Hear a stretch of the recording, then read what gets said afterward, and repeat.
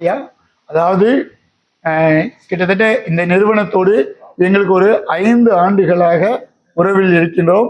இவர்கள் தீபாவளிக்கு முன்னாடி ஒரு வாரத்திற்கு முன்னாடி நாங்கள் ஒரு ப்ரோக்ராம் வைத்திருந்தோம்.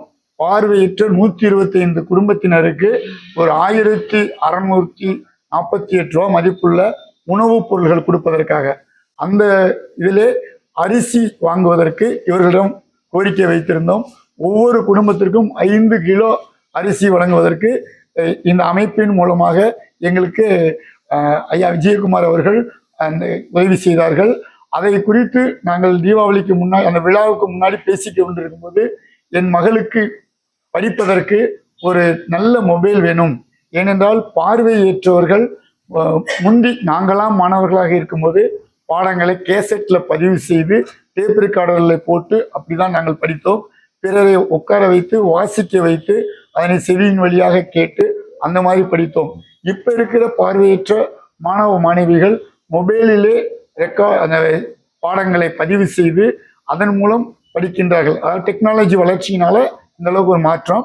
அந்த அடிப்படையில் என் மகளுக்கு ஒரு நல்ல மொபைல் வேண்டும் என்று ஒரு கோரிக்கை வைத்தோம்.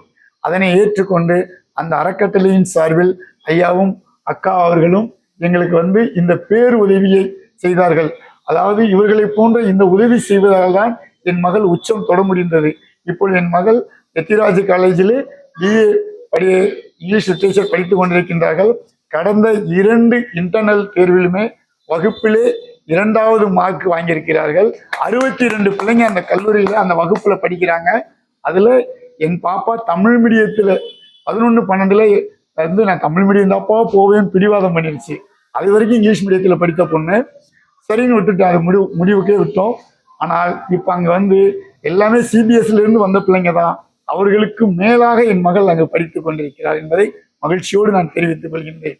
இந்த மொபைல் வாங்குவதற்கு உதவி செய்த இன்பம் ஃபவுண்டேஷனின் தலைவர் அண்ணன் அவர்களுக்கும் அவர்களுடைய அக்கா, எனக்கும் அக்கா அவர்களுக்கும் அந்த அமைப்பில் இருக்கக்கூடிய இதர பொறுப்பாளர்களுக்கும் எல்லோருக்கும் நாங்கள் தலைவணங்கி நன்றியை தெரிவித்துக் கொள்கின்றோம்.